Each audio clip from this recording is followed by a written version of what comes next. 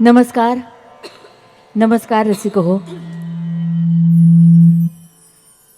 रूपाला खुलवत नाही तो अलंकार व्यर्थ, प्रतिभेची पारख नाही तो पुरस्कार व्यर्थ, लोकांना शिकवत नाही तो अहंकार व्यर्थ, आणि मनातून उमटत नाही तो नमस्कार व्यर्थ. त्यामुळे सर्व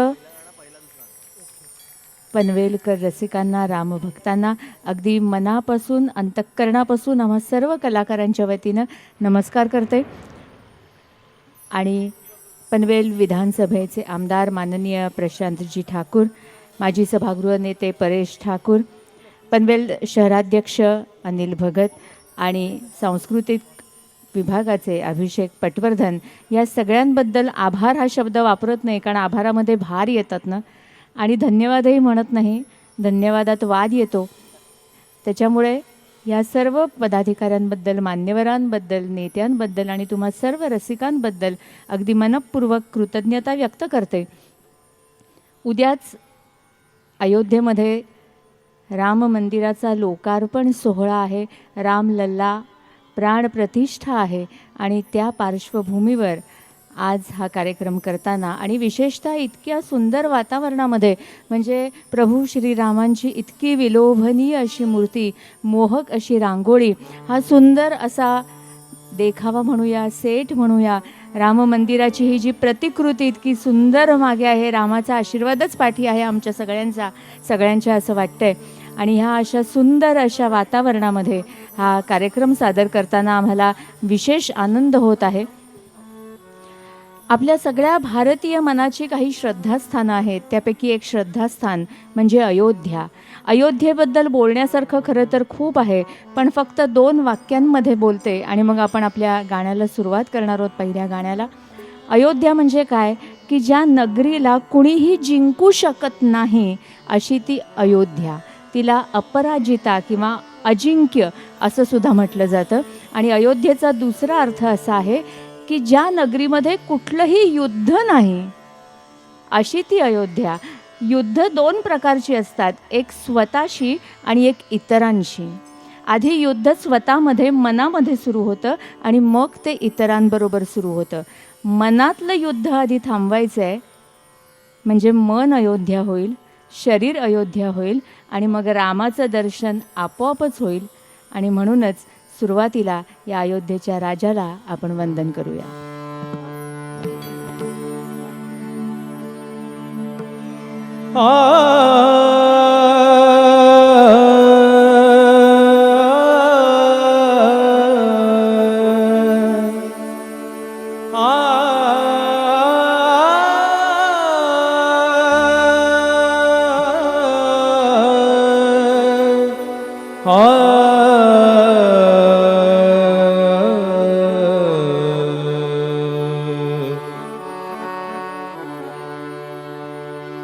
आरंभी वंदीन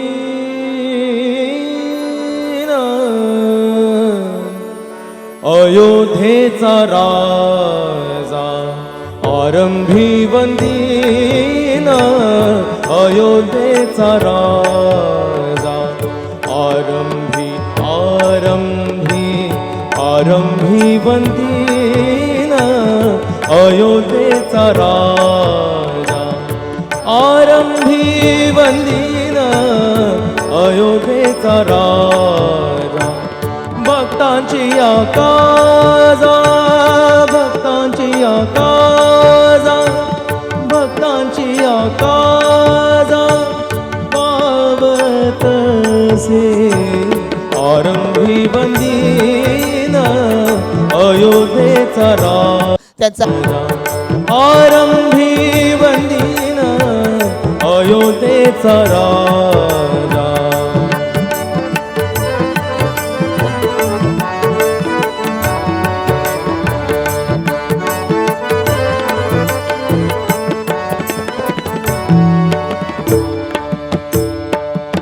पावतसे महासंकटी निर्वाणी, पाहतसे महासंकटी निर्वाणी, पाहतसे महासंकटी निर्वाणी, राम नाम नाम वाणी राम नाम वाणी राम नाम वाणी उच्चारिता आरंभी वंदिना अयोध्येचा राजा आरंभी वंदिना अयोध्येचा राजा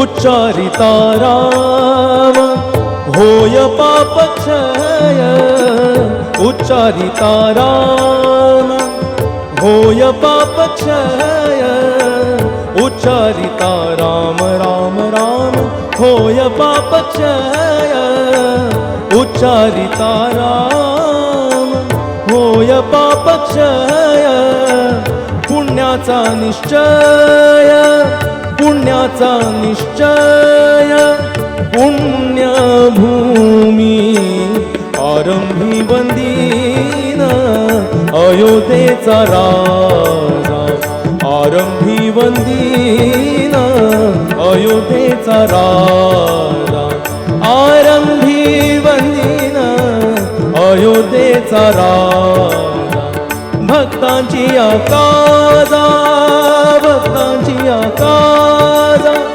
भक्तांची आकाजा पावतसे आरंभी वंदिना अयोध्येचा राजा आरंभी वंदिना अयोध्येचा राजा अयोध्येचा राजा अयोध्येचा राजा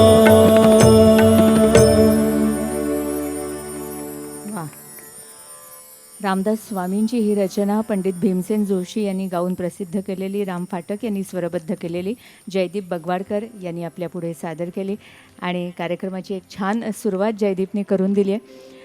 रसिको, संत गाडगेबाबा त्यांच्या कीर्तनामध्ये ना एक किस्सा कायम सांगायचे आणि गाडगेबाबांच्या कीर्तनाचं एक वैशिष्ट्य असं असायचं की त्यांच्या कीर्तनामध्ये प्रश्नोत्तरं असायची. तर सगळ्यात श्रेष्ठ कोण असा मुद्दा कीर्तनामध्ये निघाला. सबसे श्रेष्ठ कौन, सबसे बडा कौन. एक जण म्हणाला सबसे बडी धरित्री.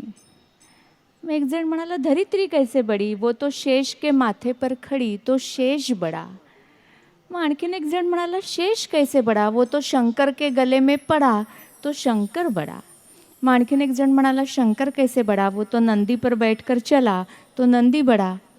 मग आणखीन एक जण म्हणाला नंदी कैसे बडा, वो तो कैलास पर्वत पे खड़ा, तो कैलास पर्वत बड़ा. आणखीन एक जण म्हणाला कैलास पर्वत कैसे बड़ा, उसे तो रावण ने 3 बार उखाड़ा, तो रावण बड़ा.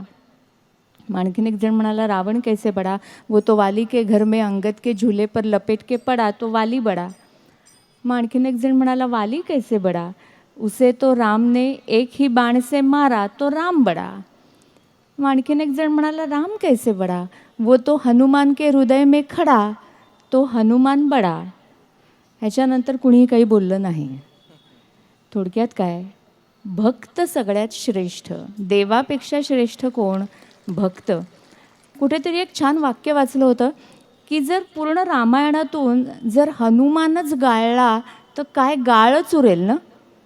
त्याच्यामुळे भक्त सगळ्यात श्रेष्ठ आणि हनुमंत हा असा भक्त आहे ज्याला देवत्व प्राप्त झालं आहे. म्हणजे त्याचं वेगळेपण किती आहे पहा. त्या संदर्भात मी पुढे बोलणारच आहे. पण अशा भक्तांसाठी देव धावून जातात. एकदा गोंदवलेकर महाराजांना एका भक्ताने विचारलं की देवाची मूर्ती, आता ही आपण प्रभू श्री रामचंद्रांची मूर्ती पाहतोय, देवाची मूर्ती उभी का असते. तेव्हा गोंदवलेकर महाराजांनी उत्तर दिलं की खऱ्या भक्तांनी धावा केल्यानंतर बसलेलं उठायला जितका वेळ लागतो ना तितकाही वेळ जाऊ नये म्हणून ही मूर्ती कायम उभीच असते. आणि मग खऱ्या भक्तांसाठी देव कसा धावून जातो ते पुढच्या गीतामध्ये आपण ऐकणार आहोत.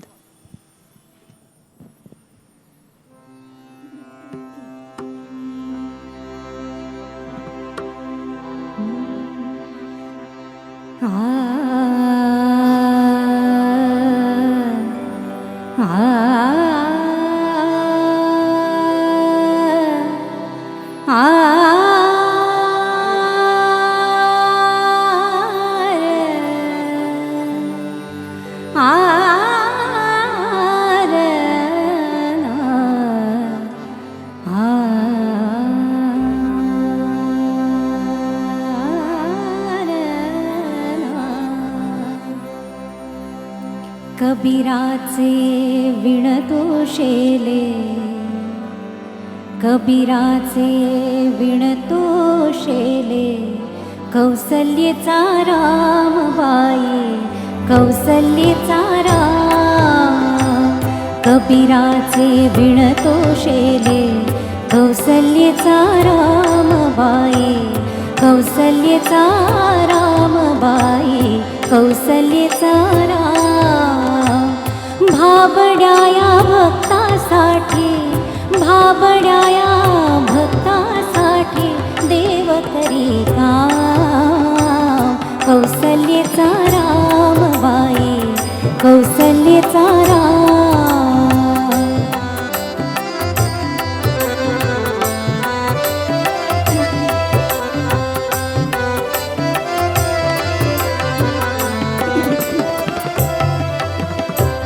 एक एक तारी हाती भक्त गाई गीता, एक एक तारी हाती भक्त गाई गीता.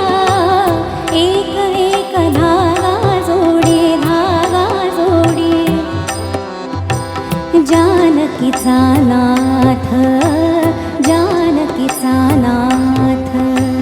राजा घनश्याम, कौसल्येचा रामबाई, कौसल्येचा राम. कबीराचे विणतोषेले, कौसल्येचा रामबाई, कौसल्येचा राम.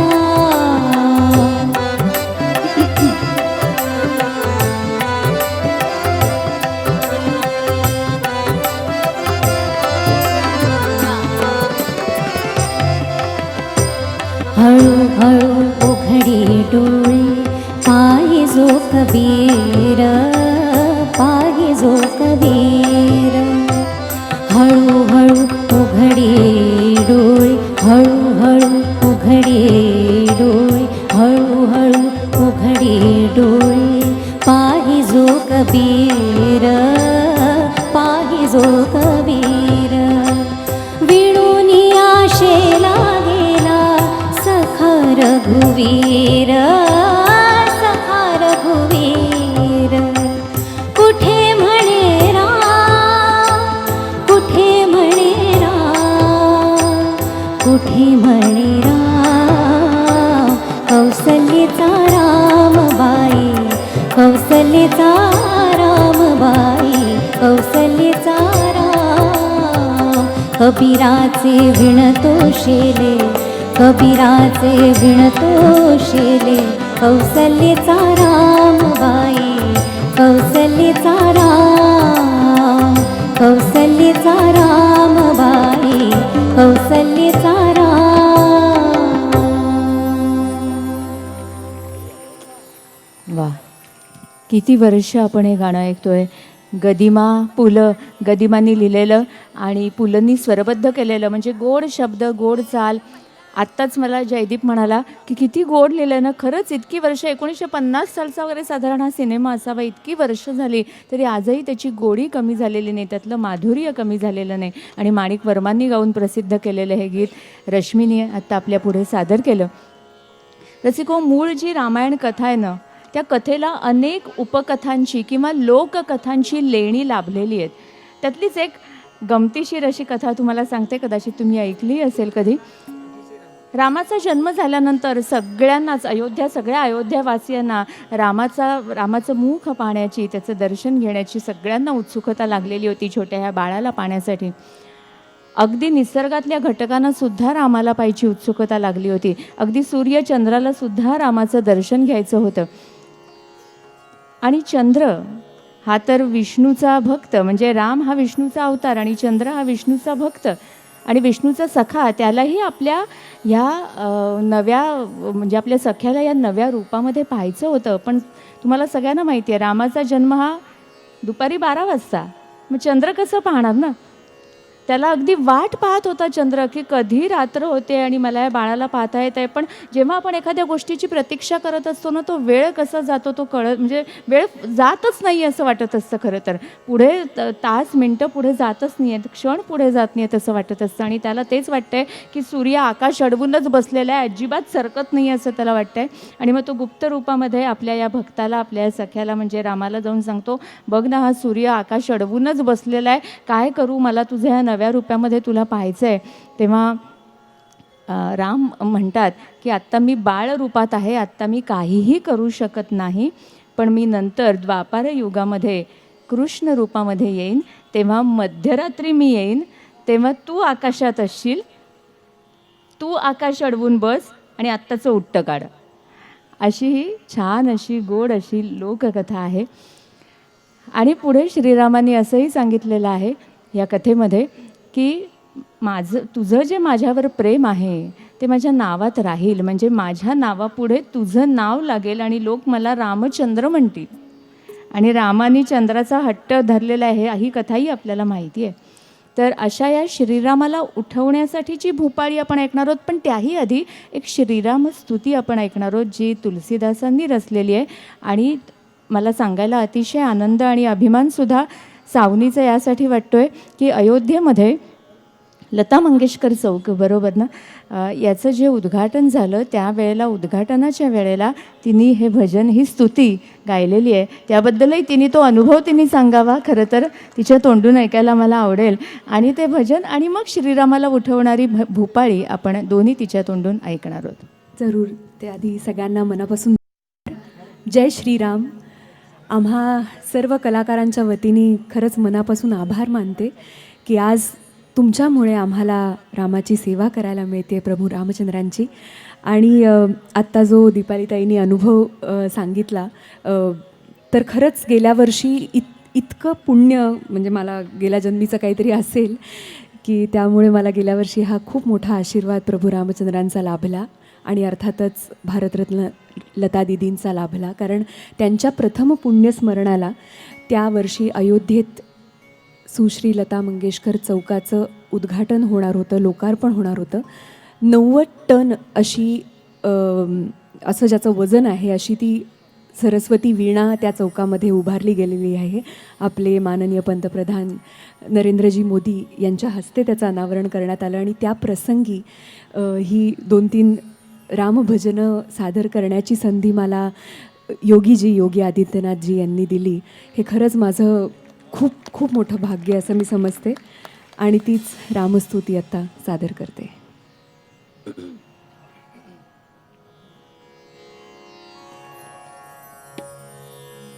श्रीराम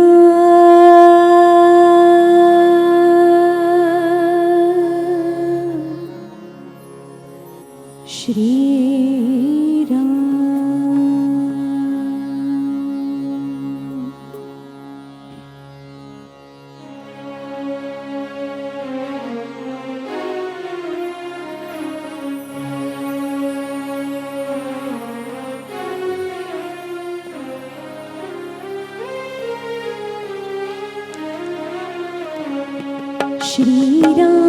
श्रीरामचन्द्र कृपालु भज मन हरण भव भयदारुणम् श्रीरामचन्द्र कृपालु भज मन हरण भव भयदारुणम् नवकञ्ज लोचन कञ्ज करकञ्ज पदकञ्जारुणम् श्रीराम श्रीराम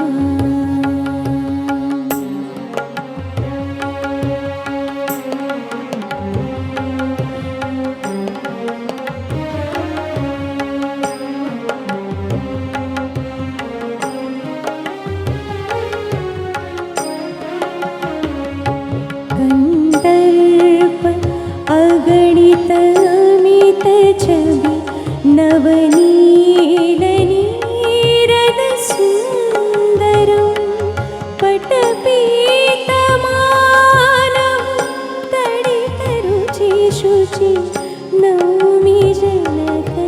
सुतावरं श्रीरामचन्द्र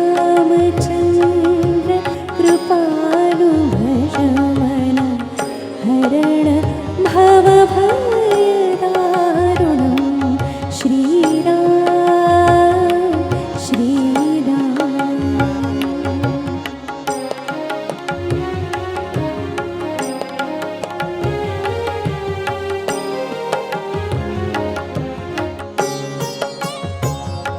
इति वदति तुलसीदास शङ्कर शेषमुनिमनरञ्जनं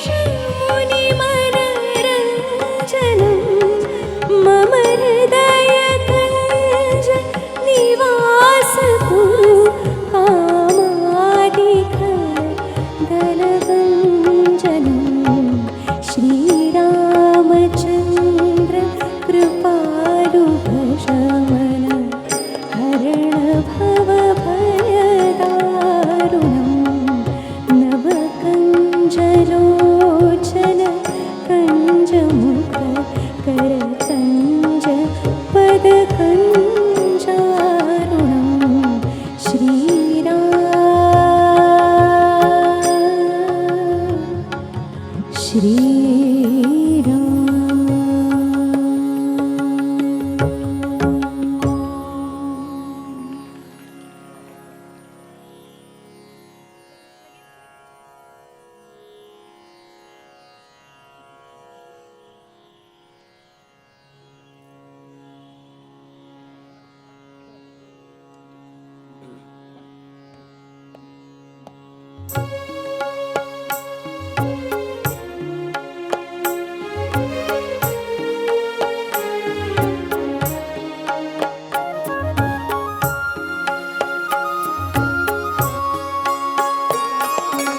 उठी श्रीरामा उठी श्रीरामा पहाट झाली पूर्व दिशा मदली उभी घेऊनी कलश दुधाचा कौसल्यावाडी कौसल्यावाडी उठी श्रीरामा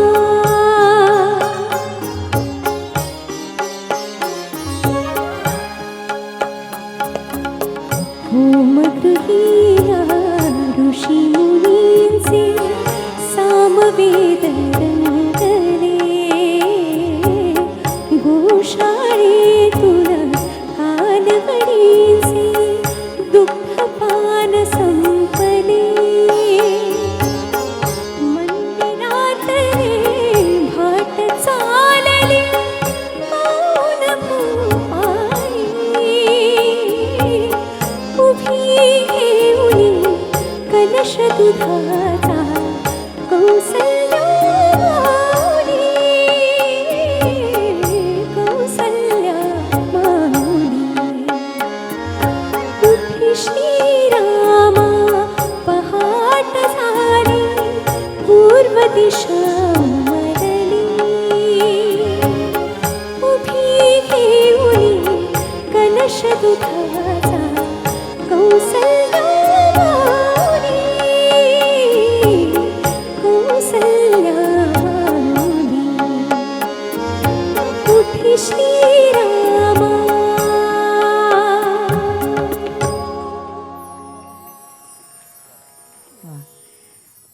रवींद्र भट यांचं हे अतिशय सुरेख सुंदर असं गीत, बाबूजींचं संगीत आणि आशाताईंनी गायलेलं ते माझे घर या चित्रपटातलं सावनीने आपल्यापुढे अतिशय सुंदर सादर केलं. रसिको, मराठी माणसाची काही लक्षणं दिसून येतात पहा. म्हणजे मराठी माणूस जगाच्या पाठीवर कुठेही गेला ना तरी मराठीपणाची काही लक्षणं दिसून येतातच. म्हणजे तुम्हीही सांगू शकता, यादी खरं तर खूप मोठी आहे.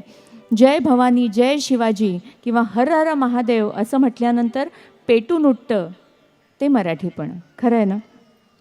पुरणपोळी म्हणजे मराठीपण, मोदक म्हणजे मराठीपण, झुणका भाकर म्हणजे मराठीपण, कोल्हापुरी चपला म्हणजे मराठीपण, रोखठोकपणा म्हणजे मराठीपण, दुकानदाराशी मालाच्या किमतीवरून वाद म्हणजे मराठीपण, गणपती बाप्पा गणपती बाप्पा म्हटल्यानंतर जिथे मोरया येतं ते मराठीपण, पुलंचा विनोद म्हणजे मराठीपण, साने गुरुजींच्या गोष्टी म्हणजे मराठीपण आणि त्याचप्रमाणे गदिमा आणि बाबूजींचं गीत रामायण म्हणजे सुद्धा मराठीपणच.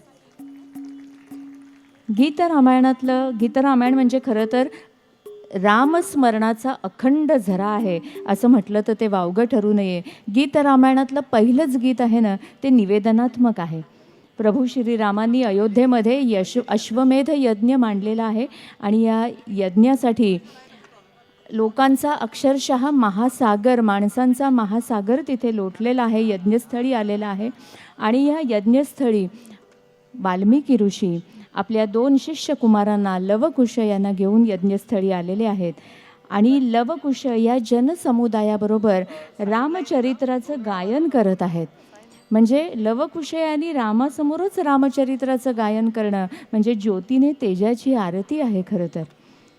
आणि सिंहासनावर बसलेला राजा हा आपला पिता आहे हे लवकुश यांना माहीत नाही. आणि त्याचबरोबर आपलं चरित्र गायन करणारे हे 2 बटू म्हणजे आपले पुत्र आहेत हे श्रीरामांना माहीत नाही. पुत्र भेटीचा घडे महोत्सव परितो उभया नच माहिती. ऐकूया जयदीपच्या आवाजात.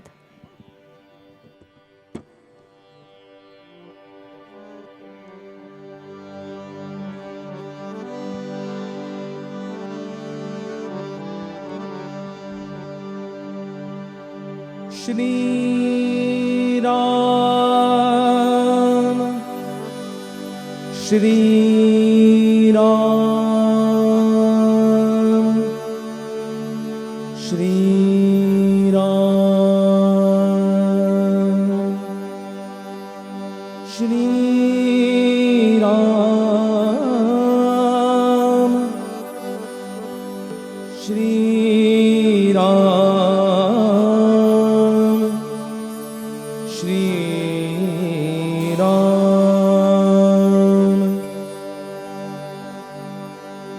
स्वये श्री राम प्रभो ऐकती स्वये श्री राम प्रभो ऐकती कुशलव रामायण गाती स्वये श्री राम प्रभो ऐकती स्वये श्री राम प्रभो ऐकती कुशलव रामायण गाती कुशलव रामायण गाती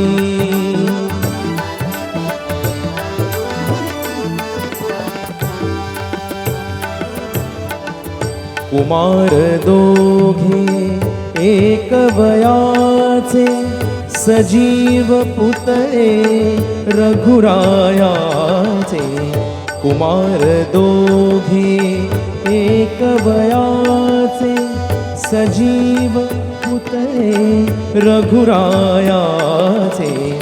पुत्र सांगती शरित पित्याचे पुत्र सांगती शरित पित्याचे ज्योतीने तेजाची आरती ज्योतीने तेजाची आरती कुशलव रामायण गाती कुशलव रामायण गाती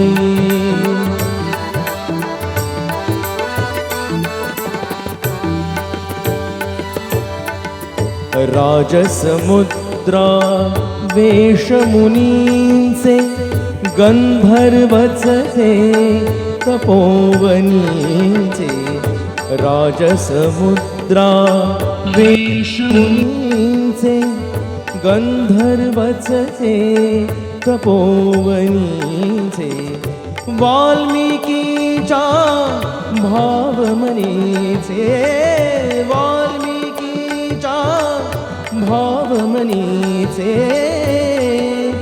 मानवी रूपे आकारती मानवी रूपे आकारती कुशलव रामायण गाती कुशलव रामायण गाती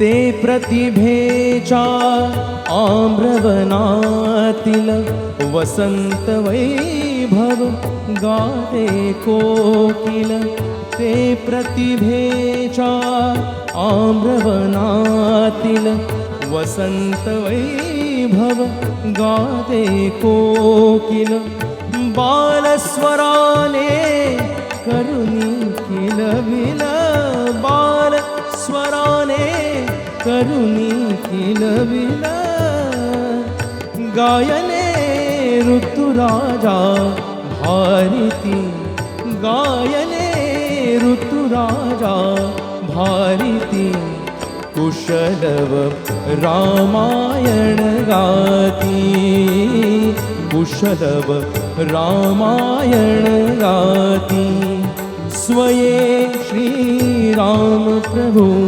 ऐकती स्वये श्रीराम प्रभु ऐकती कुशलव रामायण गाती कुशलव रामायण गाती कुशलव रामायण गाती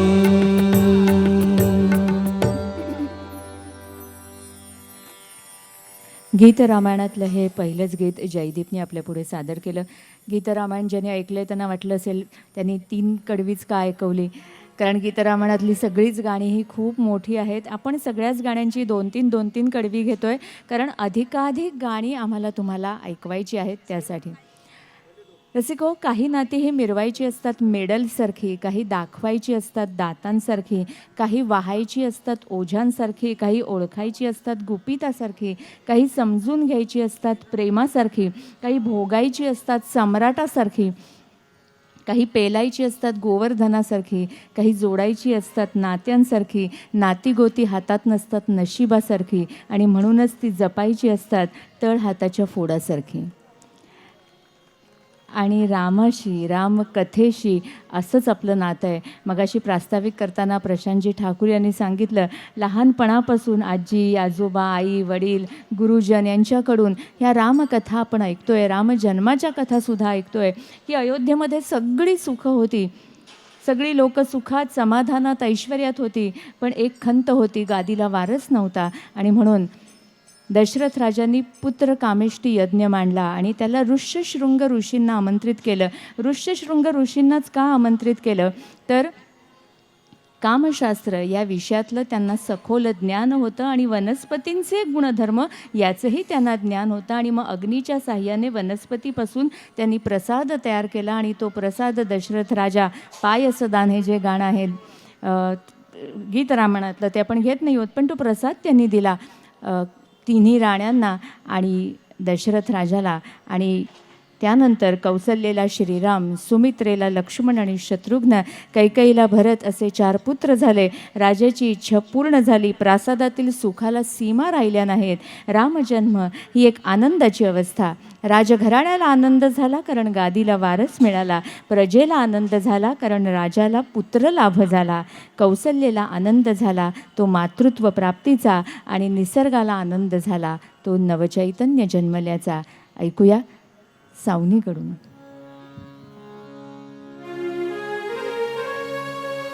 चैत्र मास त्यात शुद्ध नवमी तिथी,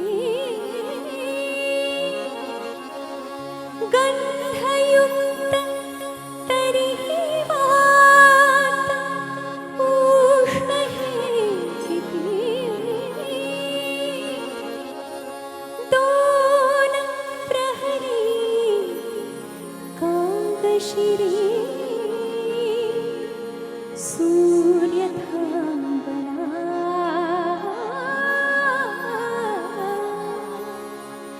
राम जन्मला ग सखी, राम जन्मला, राम जन्मला ग सखी, राम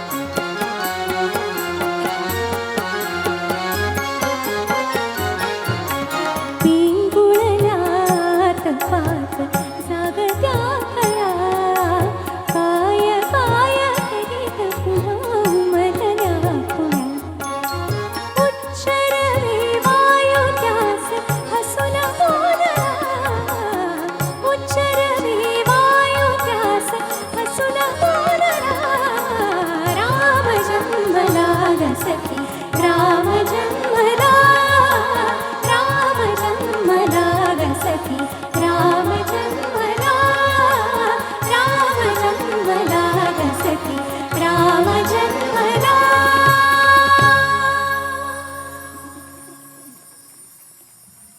रसिको, आपल्या सगळ्यांना माहिती आहे की बाबूजींनी हे गीत समूह स्वरात केलेलं आहे. म्हणजे मुख्य गायिका आणि समूह स्वर असं न करता पूर्ण गाणंच समूह स्वरात केलेलं आहे. ते सावनीने आता इथे एकटीने आपल्या पुढे सादर केलं. आणि रामजन्म ही एक अपूर्व घटना होती. आजही त्याचं अपूर्वत्व कायम आहे. म्हणून रामनवमीचा उत्सव आजही तितक्याच उत्साहाने आणि ऊर्जेने आपल्याकडे साजरा केला जातो. आणि ही रामकथा आपल्या लोकवाणीमध्ये सुद्धा इतकी रुजलेली आहे. पहा, तुम्ही सुद्धा सांगू शकता. म्हणजे ग्रामीण भागामध्ये अजूनही नमस्कार करताना रामराम पाहुणं असं म्हटलं जातं. निरोप देताना सुद्धा रामराम असं म्हटलं जातं. दोन भाऊ जर गुण्यागोविंदाने नांदत असतील तर त्याला राम लक्ष्मणाची जोडी म्हटलं जातं. औषध हटकून गुण देणारं असेल तर त्याला रामबाण औषध म्हटलं जातं. सकाळच्या वेळेला राम प्रहर असं आपण म्हणतो. राम फळ असतं, सीताफळ पण असतं. पण सीताफळाशी या सीतेचा काही संबंध नाही, पण सीताफळ सुद्धा असतं. एखादी गोष्ट आपण सोडून देतो तर रामराम ठोकला असं सुद्धा आपण म्हणतो. आयाराम म्हणतो, गयाराम म्हणतो, सुतराम शक्यता नाही असं म्हणतो, राम प्यारी म्हणतो, राम दुलारी म्हणतो. इतकंच काय, काना शिकवताना, शाळेमध्ये काना शिकवताना किंवा उलटं वाक्य वाचल्यानंतर सुद्धा तसंच राहतं हे शिकवताना रामच आठवतो. रामाला भाला मारा हे वाक्य शिकवलं जातं. आणखीन ताकापुरतं रामायण असतं. एखादी गोष्ट लांबत चालली की ती मारुतीच्या शेपटासारखी लांबत चालली आहे असं आपण म्हणतो. माझं बोलणं पण असं लांबतंय असं वाटतंय का? पण राम इतका लोकवाणीमध्ये खरं तर रुजलेला आहे, म्हणून मला हे सगळं सांगावंसं वाटतंय. त्राटिकेचा अवतार असतो, कुंभकर्णाची झोप असते, अति तिखट भात असतो ना त्याला रावण भात असं म्हणतात. मुँह में राम बगल में छुरी असं सुद्धा म्हटलं जातं. भाऊसाहेब पाटणकरांचा एक फार छान शेर आहे. त्यांनी असं म्हटलं आहे की चेहरा जेव्हा स्वतःचा दर्पणी मी पाहिला, सांगतो प्रत्यक्ष तेथे हनुमान आम्ही पाहिला, मिचकावूनी डोळे मला तो फक्त इतुके बोलला, वेड्या रे आता कुठेही राम नाही राहिला. राम राहिला नाही म्हणजे कशात काही अर्थ राहिला नाही असं सुद्धा आपण म्हणतो. सुमनताई फडकेंनी असं म्हटलं आहे, 10 तोंडाच्या सावलीला रावण मनात घाबरायचा, 10 तोंडाच्या सावलीला रावण मनात घाबरायचा, राम राम मंत्र मनात मात्र म्हणायचा. तर असा हा राम. तुमच्यापैकी कोणी नर्मदा परिक्रमा केली आहे का हो? नर्मदा परिक्रमेतले काही शब्द माझ्या असे वाचनात आले की तिथे चहा असेल तर चायराम त्याला म्हटलं जायचं, मिरचीला लंकाराम, वरण भाताला दाल राम, रोटी किंवा पोळी असेल तर त्याला टिक्कड राम, भाताला चावल राम, भाजीला सब्जी राम, मिठाला राम रस असं नर्मदा परिक्रमेमध्ये म्हटलं जातं. आणि आपल्याकडे ही 3 गायक मंडळी वादक आहेत. रामकली नावाचा राग पण असतो ना. तर इतका हा राम खूप सांगता येईल खरं तर. इतका हा राम रुजलेला आहे. राम जपच करते खरं तर मी. पण आता गाण्यातून आपण तो रामजप ऐकणार आहोत रश्मीकडून.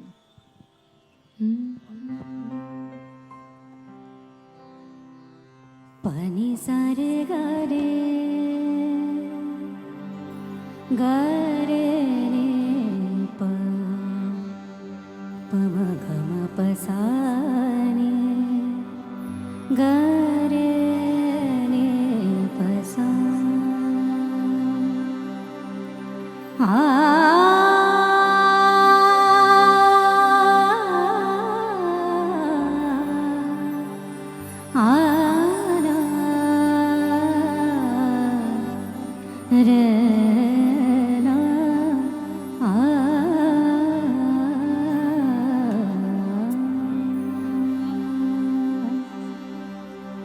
राम राम राम राम जप करी सदा राम राम राम राम जप करी सदा राम राम राम राम जप करी सदा शंभु राम नाम गे शंभु राम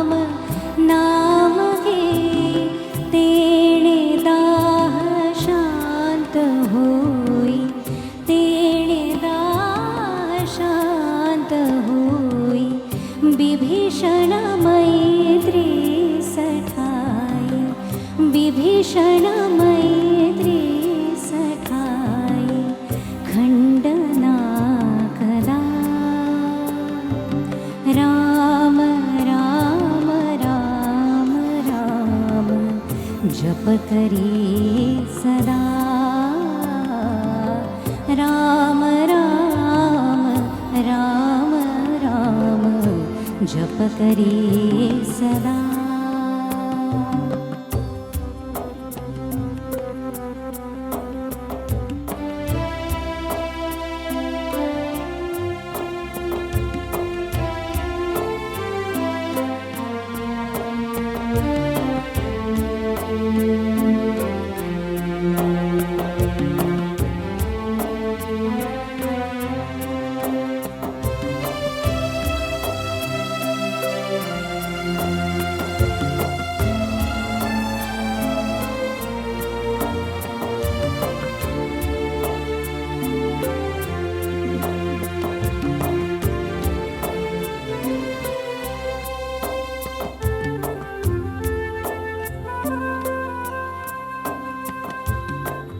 झाकल्या मुठीत बाई झाकल्या मुठीत बाई गोड सुख राम दे गोड सुख राम दे दुःख तिमिर दूर जाई दुःख तिमिर दूर जाई हास एकदा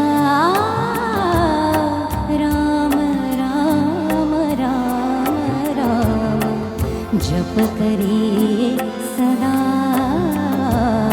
राम राम राम राम जप करी सदा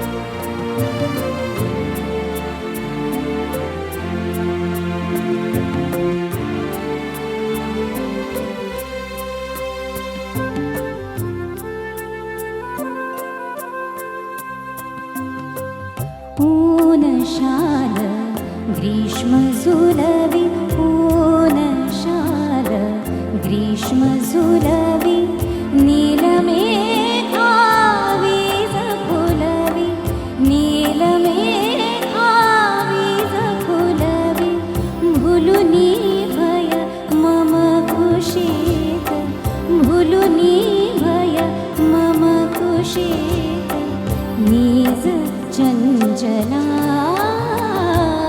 राम राम राम राम जप करी सदा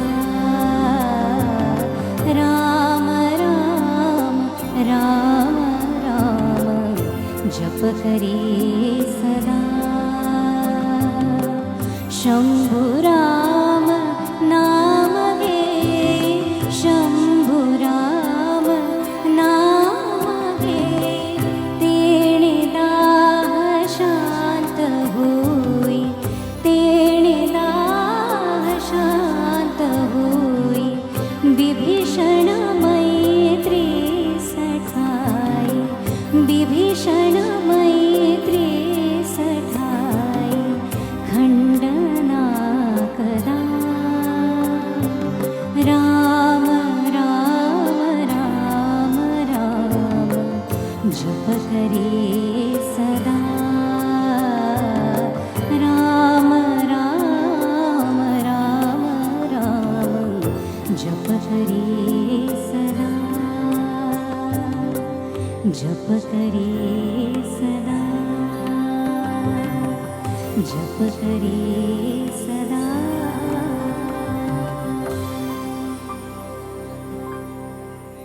वाह वाह मंगेश कांगणे यांचे अतिशय सुंदर शब्द, राहुल देशपांडेंचे संगीत. मी वसंतराव या चित्रपटासाठी श्रेया घोषाल यांनी गायलेलं हे गीत तितक्याच तरलपणे आणि भावपूर्ण रीतीने रश्मीने आपल्यापुढे सादर केलं. आणि जयदीप, श्रेया घोषालवरनं तू श्रेया घोषालबरोबर जगभर कार्यक्रम केलेस ना. मी मुद्दाम श्रेया घोषालचं गीत आम्ही सादर केलं म्हणून मला हे आवर्जून सांगावंसं वाटतं की जयदीपनी श्रेया घोषालबरोबर अक्षरशः जगभरात किती 7-8 वर्ष झाली ना तू कार्यक्रम तिच्याबरोबर तो करतोय सातत्याने. पुढच्या टप्प्याकडे वळताना जसं माणसाचं व्यक्तिमत्व असतं ना तसं प्रत्येक गावाचं पण व्यक्तिमत्व असतं बरं का. बघा तुम्हाला पटतंय का. मुंबई पुणे हे कायम तरुण वाटतं. नाशिक हे पळी पंचपात्र घेऊन चाललेल्या भटजीसारखं वाटतं. सोलापूर हे धुरकटलेल्या कपड्यातलं डोळ्यापुढे येतं. पटतंय ना. कोल्हापूर हे टेचात शेमला उडवीत चाललेल्या पेहलवानासारखं भासतं.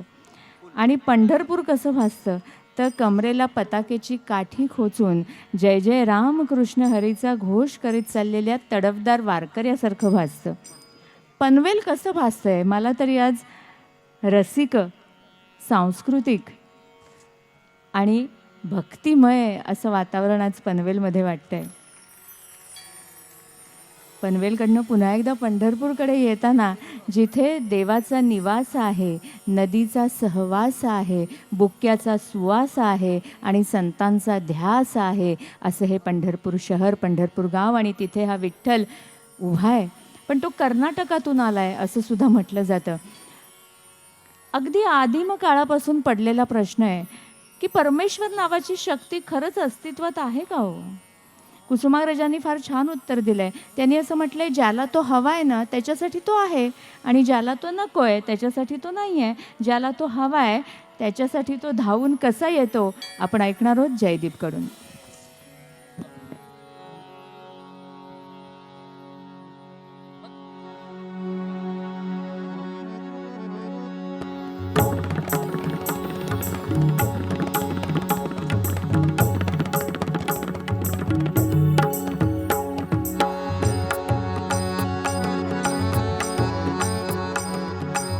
वेदा नाही कळला, वेदा नाही कळला, अंतपार याचा कानडा राजा पंढरीचा, कानडा राजा पंढरीचा.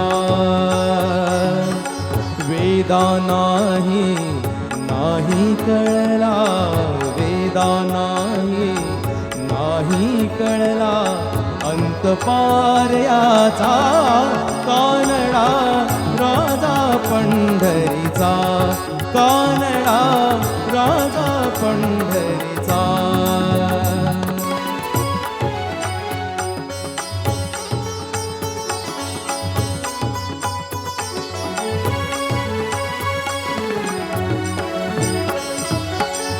निराकार तो निर्गुण ईश्वर असा प्रगटला असा विटेवर.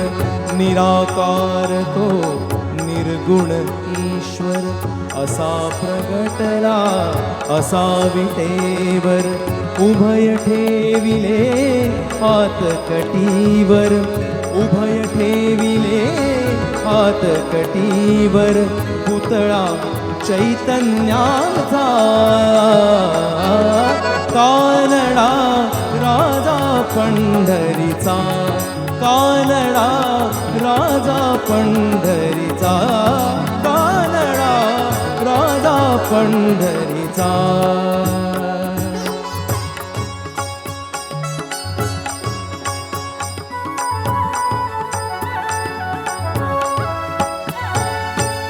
परब्रह्म हे भक्तासाठी मुके ठाकले भीमे काठी. परब्रह्म हे भक्तासाठी मुके ठाकले भीमे काठी. उभा राहिला भाव सावयव, उभा राहिला भाव सावयव. जणू की पुंडलिकाचा कानडा राजा पंढरीचा, कानडा राजा पंढरीचा, कानडा राजा पंढरीचा.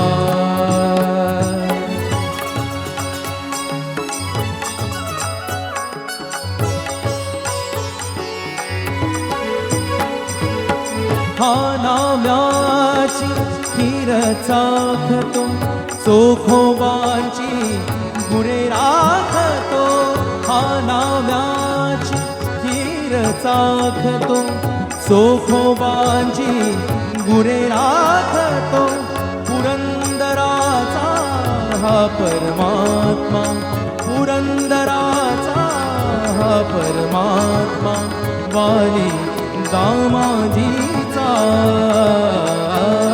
कानडा राजा पंढरीचा कानडा राजा पंढरीचा कानडा राजा पंढरीचा वेदा नाही कळला वेदा नाही कळला अंतपार याचा कानडा राजा पंढरीचा कानडा राजा पंढरीचा कानडा राजा पंढरीचा हरी विठ्ठल विठ्ठल विठ्ठल विठ्ठल हरी विठ्ठल विठ्ठल विठ्ठल हरी विठ्ठल विठ्ठल विठ्ठल हरी विठ्ठल विठ्ठल विठ्ठल हरी विठ्ठल विठ्ठल विठ्ठल विठ्ठल विठ्ठल विठ्ठल राजा पंढरीचा राजा पंढरीचा राजा पंढरीचा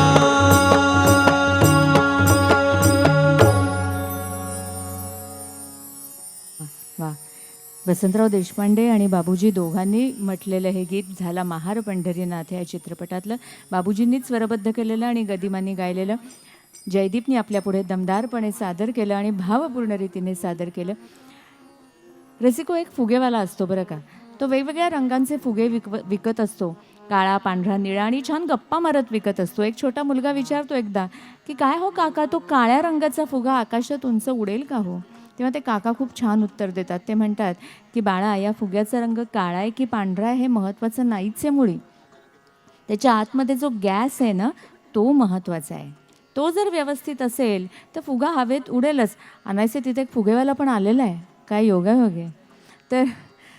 तर त्या गॅस जर असेल व्यवस्थित तर फुगा हवेत उडेलच. म्हणजे काय की बाह्य रूपाला भुलू नका, अंतरंग पहा. गुण जर तुमच्याकडे असेल, तुमचा स्वभाव चांगला असेल, तुमची वृत्ती चांगली असेल, कष्ट करायची तुमची तयारी असेल तर तुम्ही आकाशात झेप घ्यालच.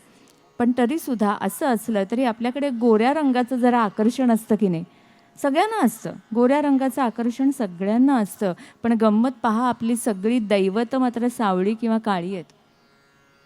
त्यातूनही सावळ्या श्रीकृष्णाचा मोह फार आहे. कृष्ण असेल, विठ्ठल असेल, राम असेल, ही सगळी दैवत सावळी आहेत. का बरं? आपली माती काळी आहे. आपली माती काळी आहे. त्या मातीला तृषार्त करणारे मेघसुद्धा काळे आहेत. आपल्या जिच्या कुशीत आपण वाढतो त्या आईच्या गळ्यातलं आपलं मंगळसूत्रसुद्धा काळं आहे. त्याच्यामुळे ते मणी काळे आहेत. त्यामुळे आपली दैवतसुद्धा काळी आहेत. नावं वेगवेगळी असतील हो, पण ती आहेत सावळी काळी. पण त्याच्यावर आपण मनापासून प्रेम करतो. आणि हे प्रेम फक्त संत साहित्यामध्ये आलेलं नाही, तर ते चित्रपट गीतांमध्ये सुद्धा आलेलं आहे, भावगीतांमध्ये सुद्धा आलेलं आहे. आणि असंच जगाच्या पाठीवर चित्रपटातलं एक अतिशय सुंदर गीत ऐकूया.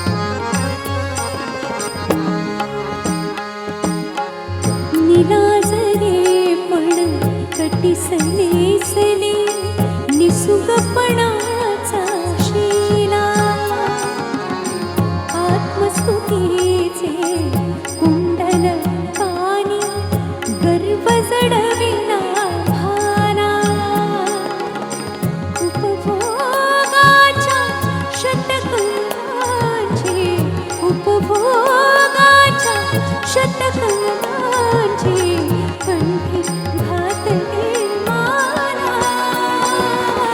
थकले रे नंदलाला, थकले रे नंदलाला, थकले रे नंदलाला.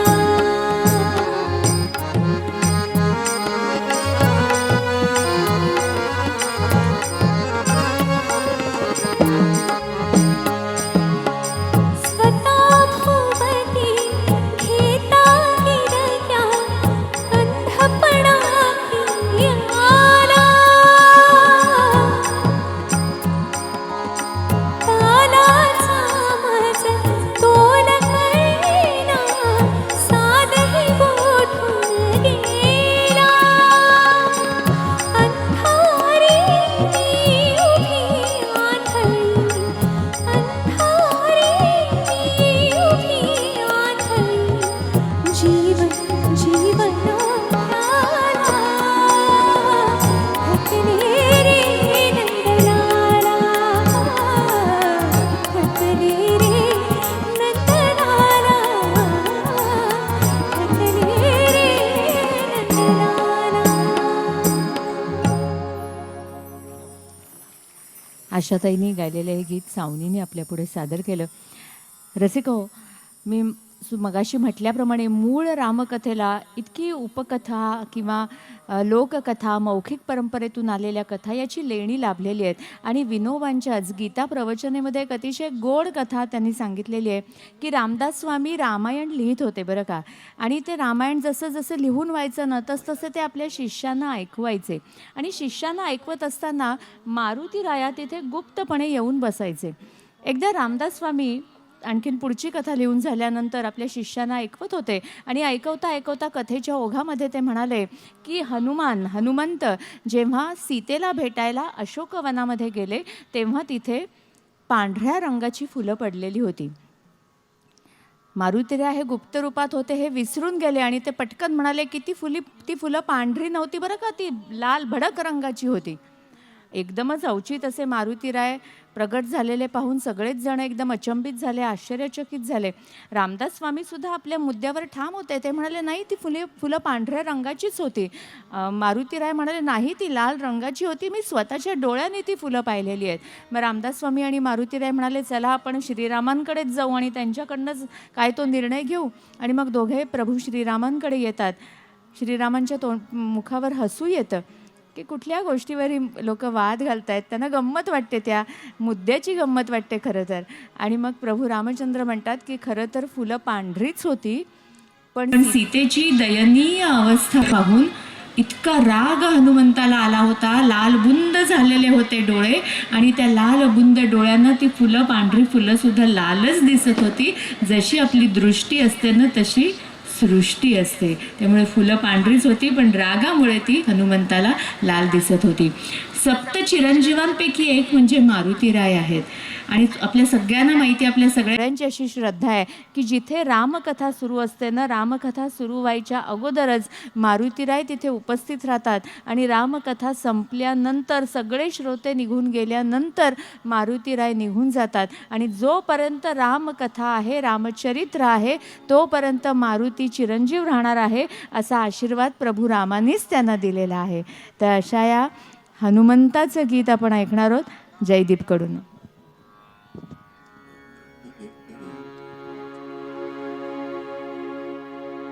नाम घेता मुखी राघवाचे,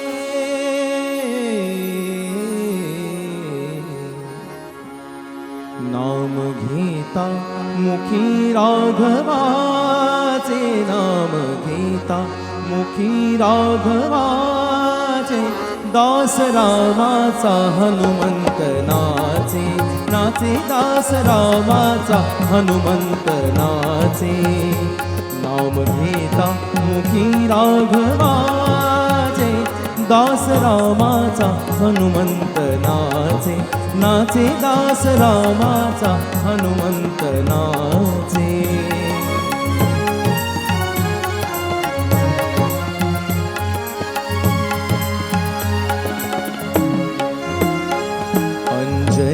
उदरी जन्मला भक्षिण्या रवी धावला अंजनी उदरी जन्मला भक्षिण्या रवी धावला धावणे वायू परिजाचे ओ धावणे वायू परिजाचे हो दास रामाचा हनुमंत नाचे नाचे दास रामाचा हनुमंत नाचे नाम घेता मुखी राघवाचे दास रामाचा हनुमंत नाचे नाचे दास रामाचा हनुमंत नाचे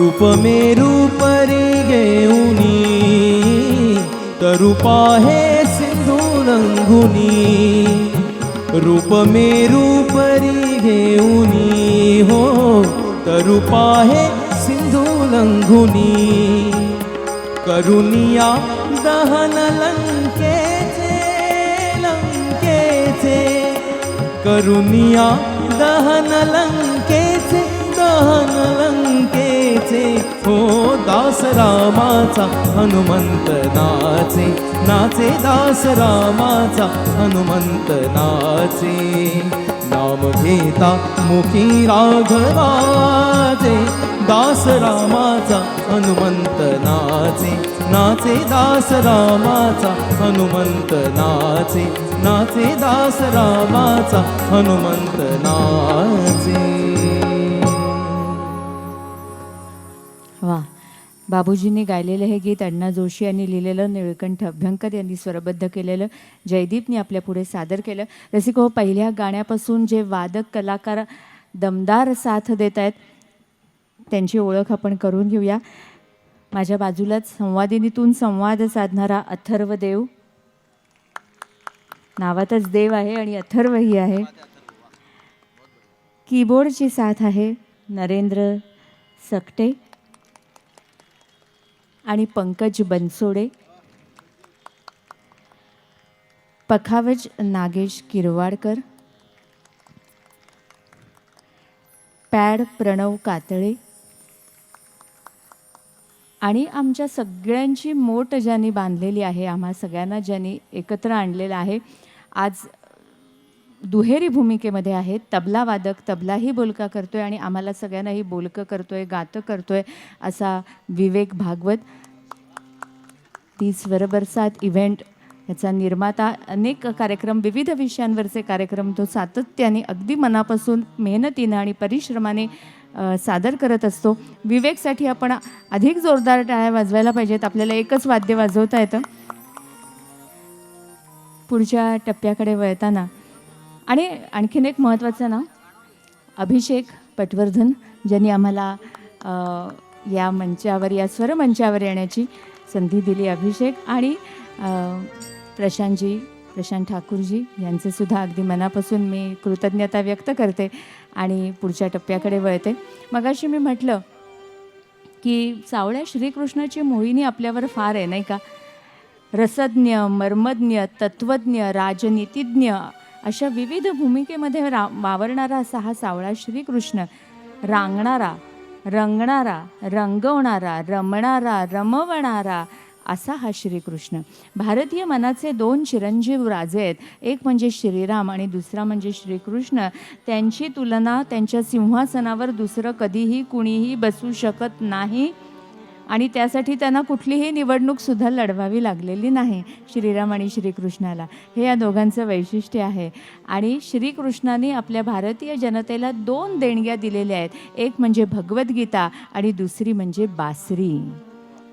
बासरीकडनं मी एका वेगळ्या गीताकडे आपल्याला घेऊन येते. दोन महागायकांसाठी, दोन भारतरत्नांसाठी, दोन भारतरत्न या दोन महानायकांसाठी गायले. राम आणि कृष्ण ह्या दोन महानायकांसाठी दोन महागायक गायले. भारतरत्न पंडित लता मंगेशकर आणि भारतरत्न पंडित भीमसेन जोशी. राम श्याम गुणगान असं त्या अल्बमचं नाव श्रीनिवास खळे यांनी संगीतबद्ध केलेला पंडित नरेंद्र शर्मा यांचे शब्द आपण ऐकणार आहोत रश्मीकडून.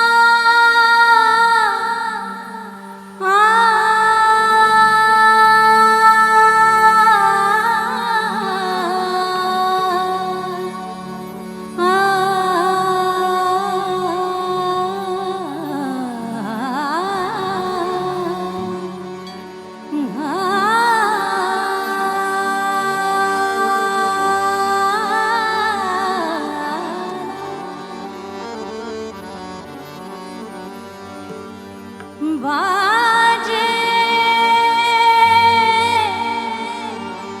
बाजे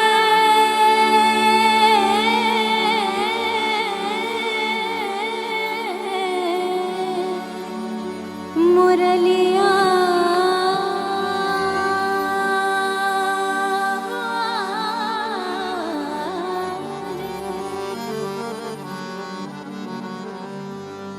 बाजे रे मुरलिया बाजे बाजे रे मुरलिया बाजे बाजे रे मुरलिया बाजे बाजे रे मुरलिया बाजे बाजे रे मुरलिया बाजे अधर धरे मोहन अधर धरे मोहन मुरली पर अधर धरे मोहन मुरली पर होठ पे माया विराजे बाजे मुरलिया बाजे बाजे रे मुरलिया बाजे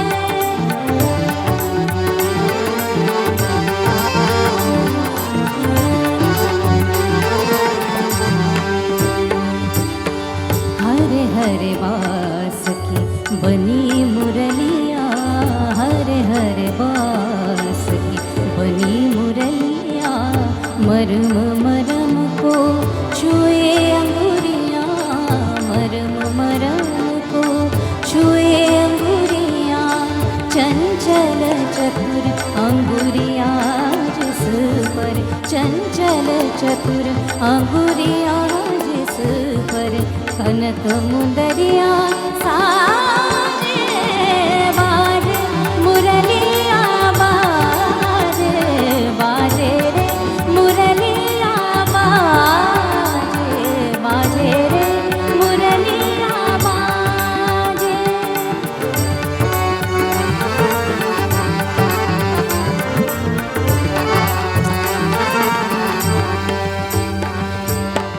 पीली मुंदरी अंगुरीशा पीली मुंदरी अंगुरीशा मुंदरी पर राधा का नाम मुंदरी पर राधा का नाम आकर देखे सुने मधुर स्वर आकर देखे सुने मधुर स्वर आकर देखे सुने मधुर स्वर राधा गोरी ताजे बाजे मुरलिया बाजे बाजे रे मुरलिया बाजे बाजे रे मुरलिया बाजे विठ्ठल विठ्ठल विठ्ठल विठ्ठल.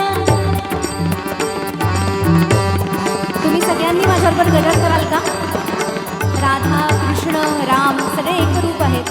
आपण सगळ्यांनी मिळून विठ्ठलाचा गजर करूया. मी म्हणेन ते फक्त रिपीट करा, ठीक आहे? विठ्ठल विठ्ठल विठ्ठल विठ्ठल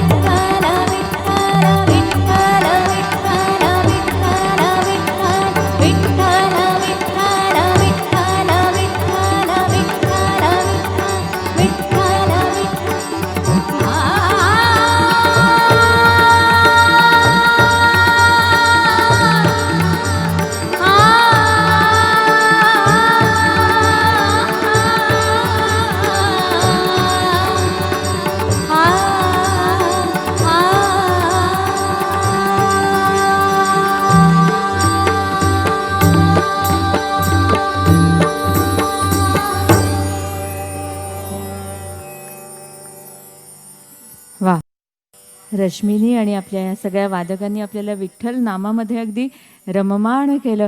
सूर नवा ध्यास नवाच्या माध्यमातून आपल्या घराघरात आणि अगदी मनामनामध्ये पोचलेली रश्मी, तिला तिच्या पुढच्या वाटचालीसाठी सगळ्या पनवेलकर रसिकांकडून भरभरून शुभेच्छा देत पुढच्या टप्प्याकडे वळते.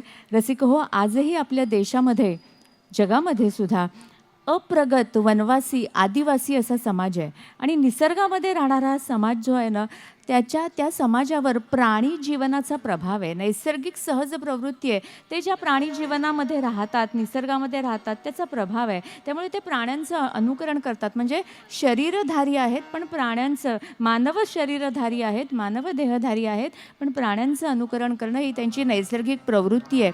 आणि अनेक अभ्यासकांनी असं सांगितलं आहे की रामायणातला हा जो हनुमान आहे, सुग्रीव आहे, नळ आहे, हे जे सगळे आहेत, वाली जो आहे, हे सगळे मानव देहधारी आहेत, पण प्राणी जीवनाचं अनुकरण करणारी आहेत.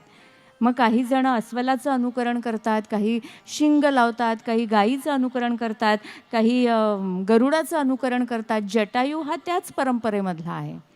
मला हे अभ्यासकांचं मत पटलं आहे, सगळ्यांना पटेलच असं नाही, की असा अप्रगत समाज रामायण काळातला की जो मानव देहधारी आहे, पण आजूबाजूचे जे प्राणी आहेत, निसर्गातले प्राणी आहेत, त्या जीवनाचा प्रभाव असल्यामुळे वानराचं अनुकरण ते करतायत.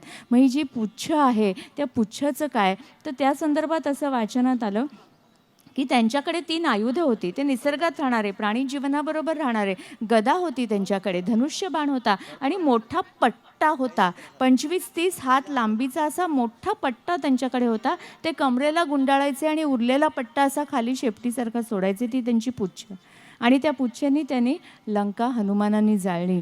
मी हळूहळू कुठल्या गीताकडे आपल्याला घेऊन येते, तुमच्या जाणकारांच्या लक्षात येईल की रावणाने त्या पुच्छेनी लंका जाळलेली आहे. आणि आता हनुमंत, सगळी वानरसेना, राम, लक्ष्मण हे समुद्र किनारी उभे आहेत आणि हा समुद्र पार कसा करायचा याचा प्रश्न त्यांना पडला आहे.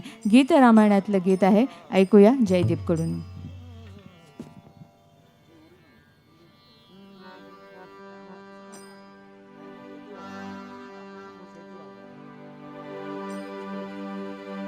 सेतू बांधारे, सेतू बांधारे, सेतू बांधारे, सेतू बांधारे, सेतू बांधारे सागरी, सेतू बांधारे सागरी, सेतू बांधारे सागरी, सीतावर रामचंद्र की जय. सेतू बांधारे, सेतू बांधारे, सेतू बांधारे, सेतू बांधारे, सेतू बांधारे सागरी, सेतू बांधारे सागरी, सेतू बांधारे सागरी, सीतावर रामचंद्र की जय.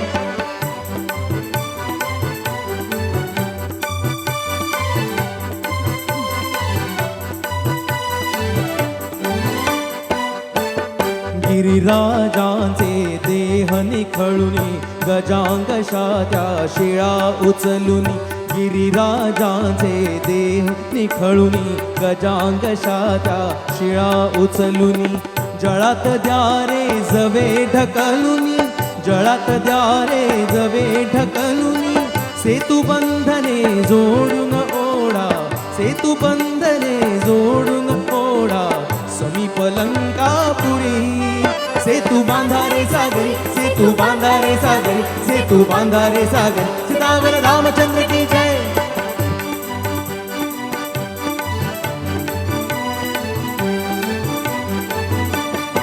फेका झाडे, फेका डोंगर, पृष्ठी झेलिल त्याना सागर.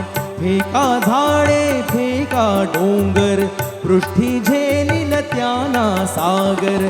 ओढा पृथ्वी पैल तटावर, ओढा पृथ्वी पैल तटावर. वडवाग्नी तो धरील माथी, वडवाग्नी तो धरील माथी. सेतू शेषापरी, सेतू बांधारे सागरी, सेतू बांधारे सागरी, सेतू बांधारे सागरी, सीतावर रामचंद्र की जय.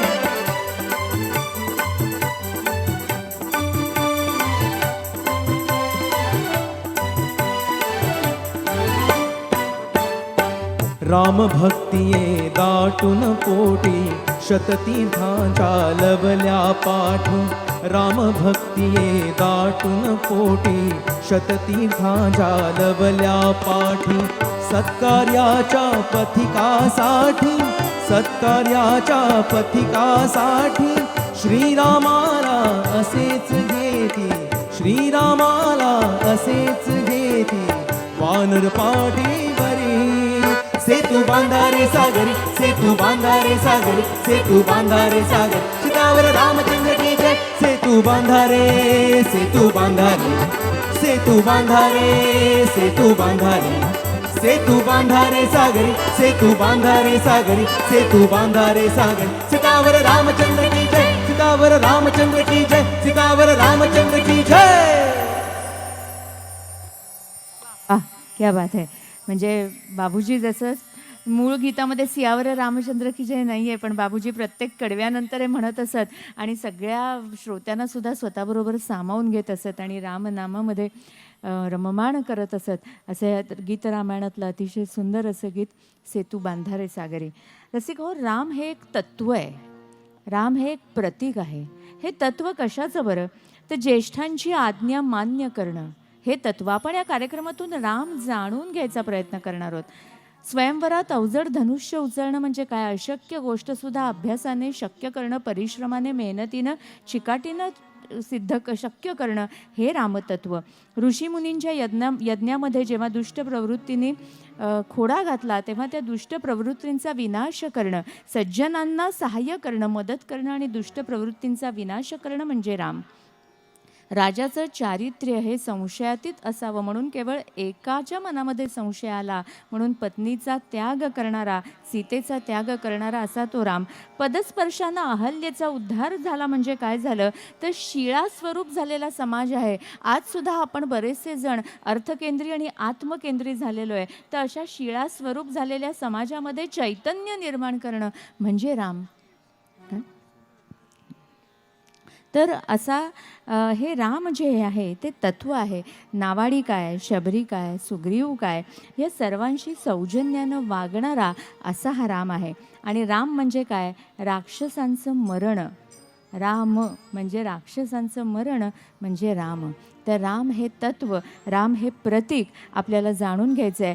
मन अयोध्या करायचं आहे. मन अयोध्या केलं की मनामध्ये, मुखामध्ये राम असेल. आणि राम नामाचा हा जो गुणगान आहे ते आपण पुढच्या टप्प्यावर सुद्धा गात राहणार आहोत. ऐकूया.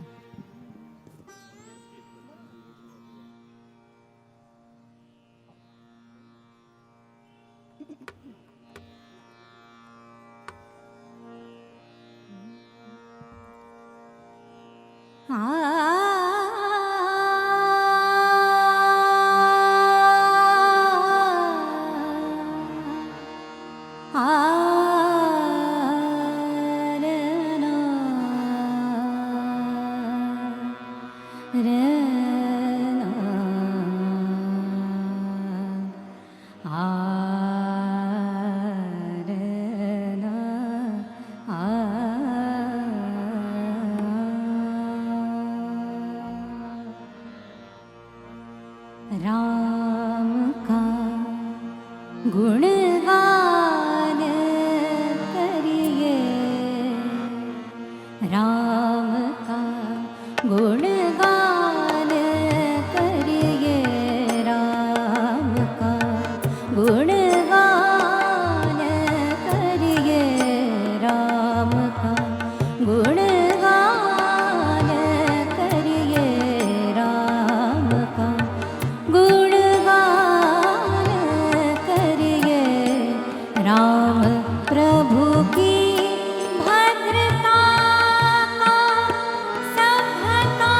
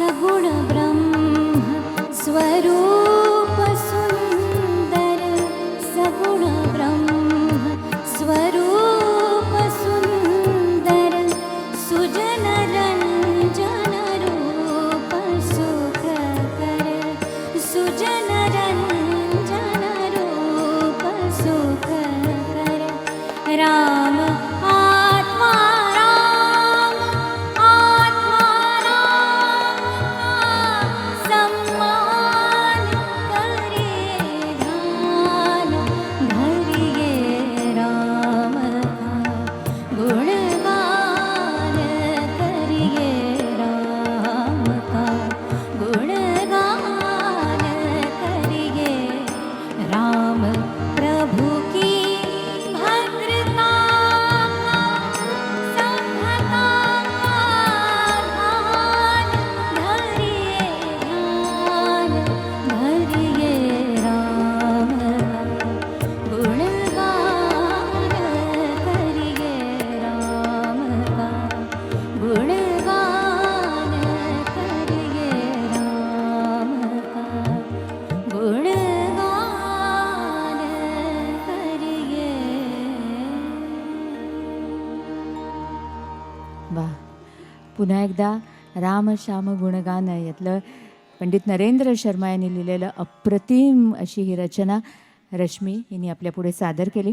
रसिको, आजच्या या कार्यक्रमाला माजी सभागृह नेते परेश ठाकूर यांच्या पत्नी अर्चनाताई ठाकूर सुद्धा उपस्थित आहेत. त्यांचं सुद्धा आम्हा सर्व कलाकारांच्या वतीनं स्वागत करते. आणि आमचा आवाज तुमच्यापर्यंत छान जे पोचवत आहेत ते पनवेलमधले प्रसिद्ध ध्वनी संयोजक सर्वेश गोखले यांचं सुद्धा आपण कौतुक करूया, कारण त्यांच्यामुळे आमचा आवाज तुमच्यापर्यंत छान पोचतोय.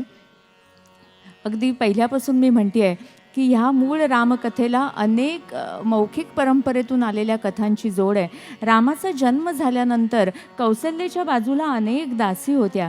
एका दासीने कौसल्याला उठवलं आणि म्हटलं, महाराणी तुम्ही भानावर या, अतिशय सुंदर असा पुत्र तुम्हाला झाला आहे. कौसल्याच्या चेहऱ्यावर पण आनंद आला, त्या दासीच्या चेहऱ्यावर पण खूप आनंद होता. कौसल्याने काय केलं, आपल्या हातातली अंगठी त्या दासीला दिली.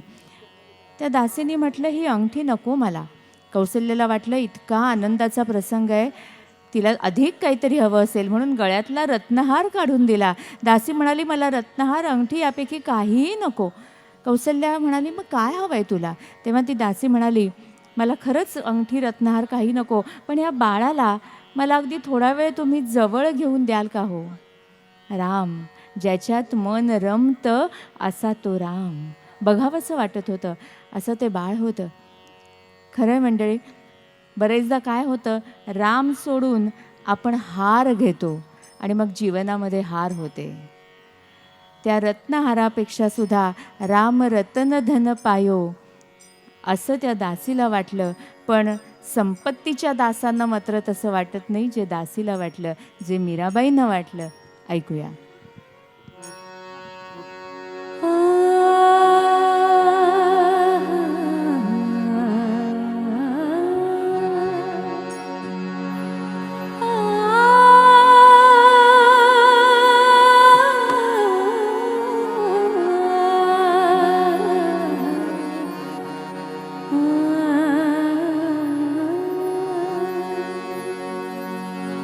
पायो जी मैंने राम रतन धन पायो, पायो जी मैंने राम रतन धन पायो, पायो जी मैंने राम रतन धन पायो.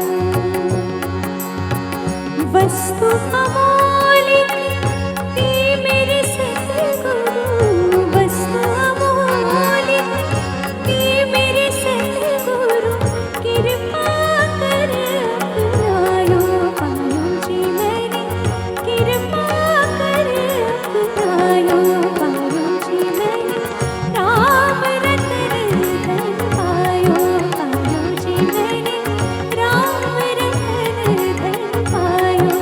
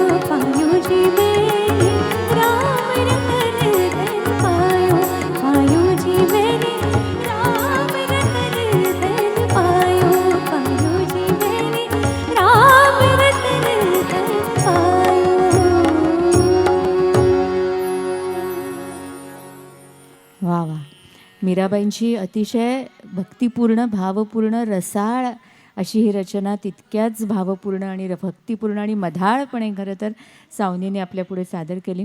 कबीरांचा एक छान रचना आहे. कबीर असं म्हणतात, पर्वत सुना एक वृक्ष बिना, पर्वत सुना एक वृक्ष सुना, वृक्ष सुना एक पाती बिना, पर्वत सुना एक वृक्ष बिना, वृक्ष सुना एक पाती बिना, संगीत सुना एक सूर बिना, सूर सुना एक भगत बिना, मंदिर सुना एक दीप बिना, दीप सुना एक ज्योति बिना, कहत कबीर सुनो बई साधू, जीवन सुना भजन बिना, हरि नाम बिना.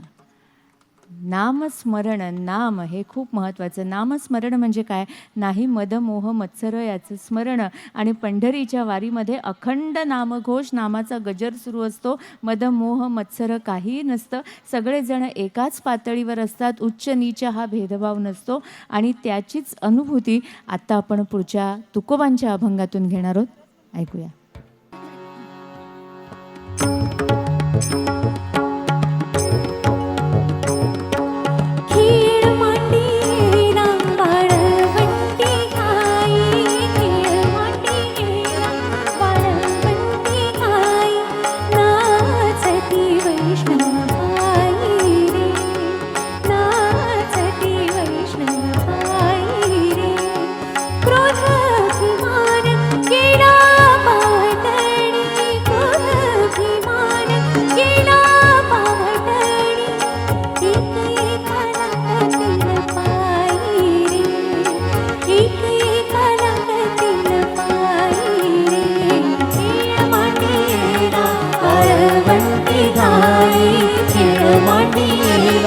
वाळवंटी गाई नाचती वैष्णव भाई, नाचती वैष्णव भाई रे.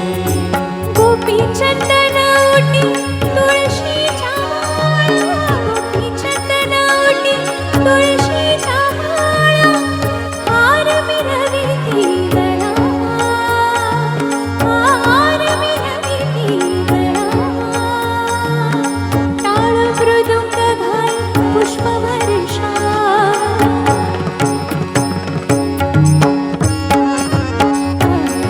मृदुंग घाई पुष्पवर्षाव, अनुपम्य सुख सुहरारे.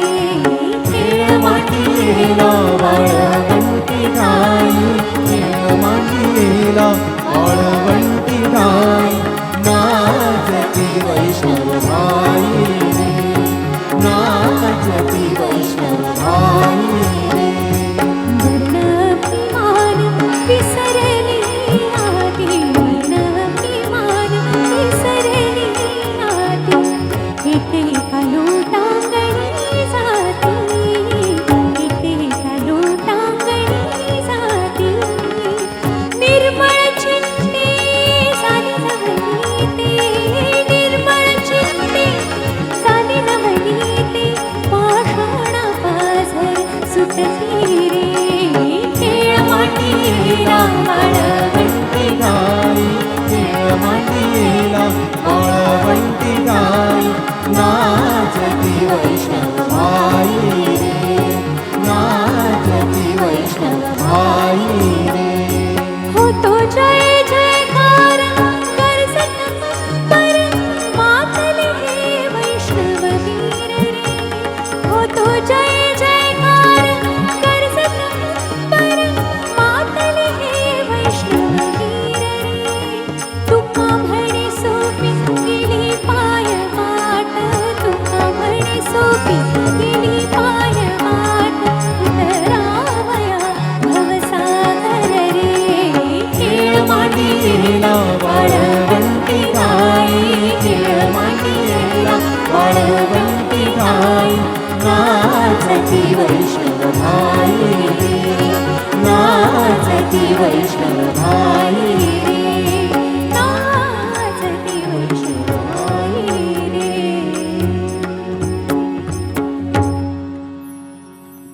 वा, सावनी बसल्या बसल्या सावनी आणि हे सगळे कलाकार आपल्याला पनवेलमध्ये बसल्या बसल्या पंढरपूरला घेऊन गेले. खरं तर श्रीनिवास खळे यांनी स्वरबद्ध केलेलं तुकोबांचा हा अभंग लताबाईंनी गायलेला.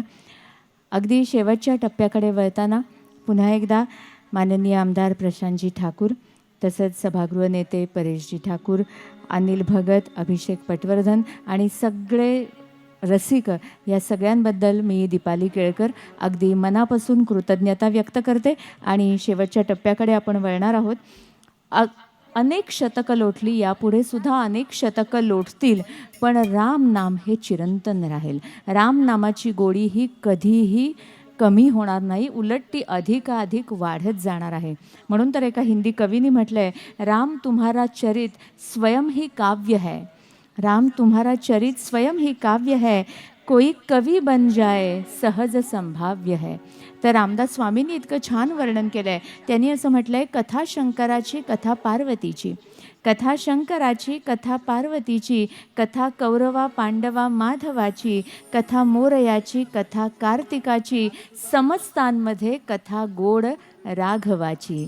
तर अशी ही रामाची अशी गोड कथा जी चिरंतन राहणार आहे. शेवटच्या पुढच्या टप्प्याकडे वळताना आपण 3 गाणी एकत्र घेणार आहोत. तिन्ही गाण्यांचा आनंद घेत समारोप मात्र आपण रामदास स्वामींनी जी रामरायाकडे प्रार्थना केली आहे, पसायदान मागितलं आहे, त्या पसायदानाने समारोप करणार आहोत. धन्यवाद. शुभरात्री.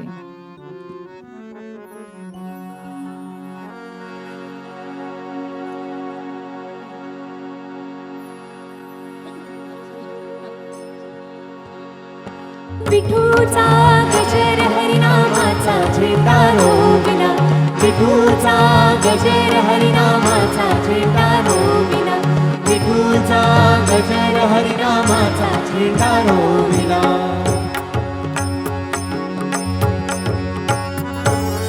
या विठूचा गजर हरिनामाचा झेंडा रोविला, गजर हरिनामाचा झेंडा रोविला.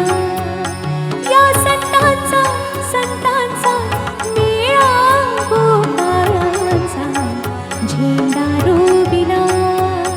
या संतांचा मेळा गोपाळांचा झेंडा रोविला.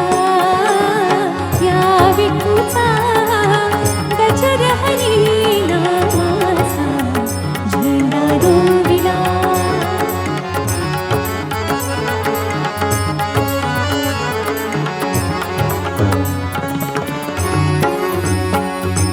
कौल घेतलाली पुन्हा 100 वर्षी जाणं, कौल घेतलाली पुन्हा 100 वर्षी जाणं. नांगर धरला सत्वाचा बैल मन पवनाचा डाव मांडिला. या विठूचा गजर हरिनामाचा झेंडा रोविला. या विठूचा गजर हरिनामाचा झेंडा रोविला. विठूचा गजर हरिनामाचा झेंडा रोविला. विठूचा गजर सगळे म्हणणार, विठूचा गजर हरिनामाचा झेंडा रोविला.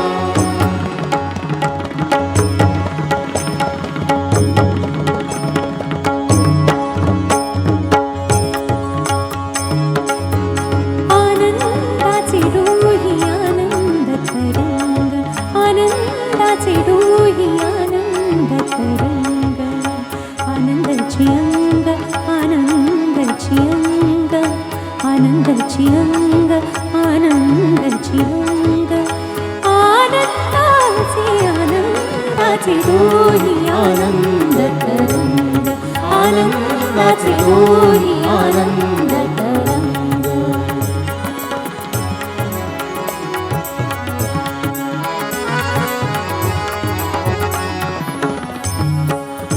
काय सांगू झाले काहीची आबाई, काय सांगू झाले काहीची आबाई, पुढे चाली नाही,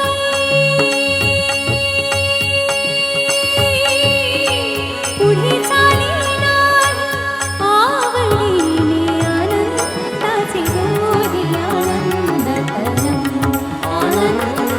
दोही आनंद तरंग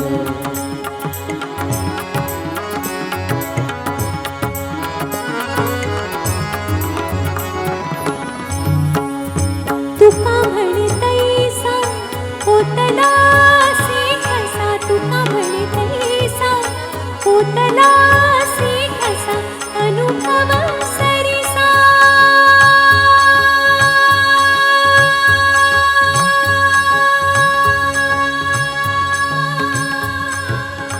अनुभव सरिसा मुखानंदाचे दोही आनंदाचे दोही आनंद तरंग आनंदाची अंग आनंदाची अंग आनंदाची अंग आनंदाची अंग आनंदाचे दोही आनंद तरंग आनंदाचे दोही आनंद तरंग आनंदाचे दोही आनंद तरंग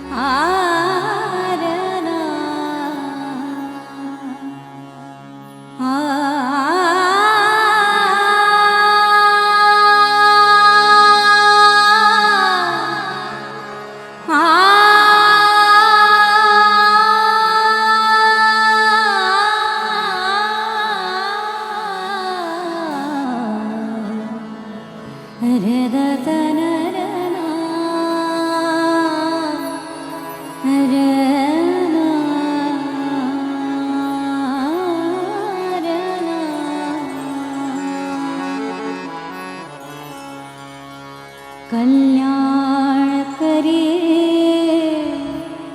राम राया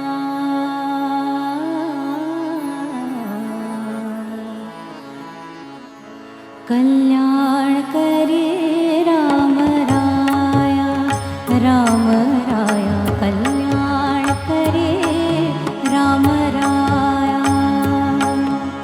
कल्याण करे राम राया राम राया कल्याण करे राम राया जनहित विवरे जनहित विवरे जनहित विवरे कल्याण करे राम राया राम राया कल्याण करे राम राया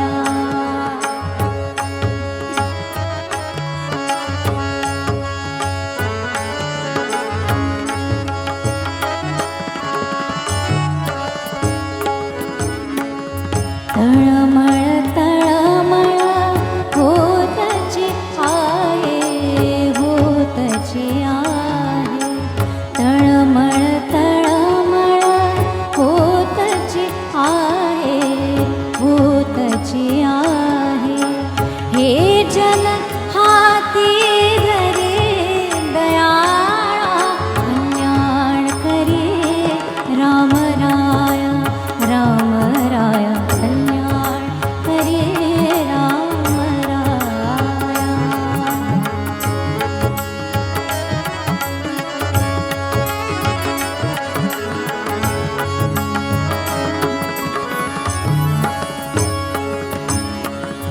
कोठे जावे काय करावे काय करावे कोठे जावे काय करावे काय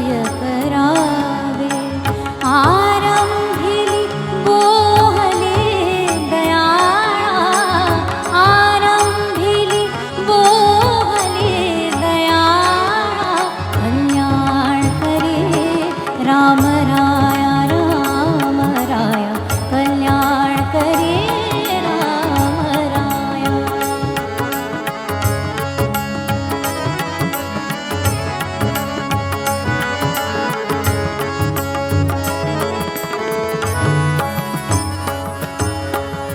दास म्हणे आम्ही केले पावलो दास म्हणे आम्ही केले पावलो दयेसी नाही सरे दयाळा दयेसी नाही सरे दयाळा कल्याण करे राम राया राम राया कल्याण करे राम राया कल्याण करे राम राया राम राया कल्याण करे राम राया.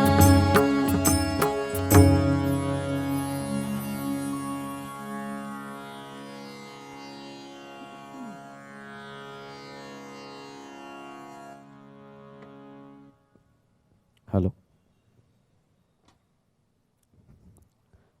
धन्यवाद सर्वांचे आभार. एकदा जोरात आपण घोषणा देऊया. जय श्रीराम. जय जय श्रीराम. सियावर रामचंद्र की. धन्यवाद सर्वांचे आभार. सर्व कलाकारांचे वादकांचे खूप खूप आभार. आपण इथे आलात, आम्हाला मंत्रमुग्ध केलं आपल्या स्वरांनी, त्याबद्दल खूप खूप आभार. उद्या याच संख्येने आपण सर्वजण उपस्थित राहूया. सकाळी 10 वाजता स्वातंत्र्यवीर सावरकर चौकातून आपली पालखी निघणार आहे. हनुमंताचं देऊळ आहे तिथे, त्या देवळातून आपली पालखी निघणार आहे. तिथून गावदेवीचं दर्शन घेऊन आपण पुढे लक्ष्मीनारायण मंदिराचं दर्शन घेत या ठिकाणी आपण पोचणार आहोत शिवाजी महाराज चौकातनं. तर आपण याच संख्येने त्या पालखीला देखील उपस्थित राहावं. साधारणपणे 11 सव्वा 11ला आपण इथे पोचू आणि त्यानंतर आपण याच स्क्रीनवर पंतप्रधान नरेंद्र मोदीजी यांच्या हस्ते जो प्राणप्रतिष्ठा सोहळा होणार आहे त्या सोहळ्याचं देखील आपण इथे थेट प्रक्षेपण अयोध्ये येथे होणाऱ्या प्राणप्रतिष्ठेचं थेट प्रक्षेपण आपण इथे बघू शकणार आहात. मी सर्वांना आवाहन करतो, उद्या देखील आपण याच संख्येने उपस्थित राहावं. धन्यवाद.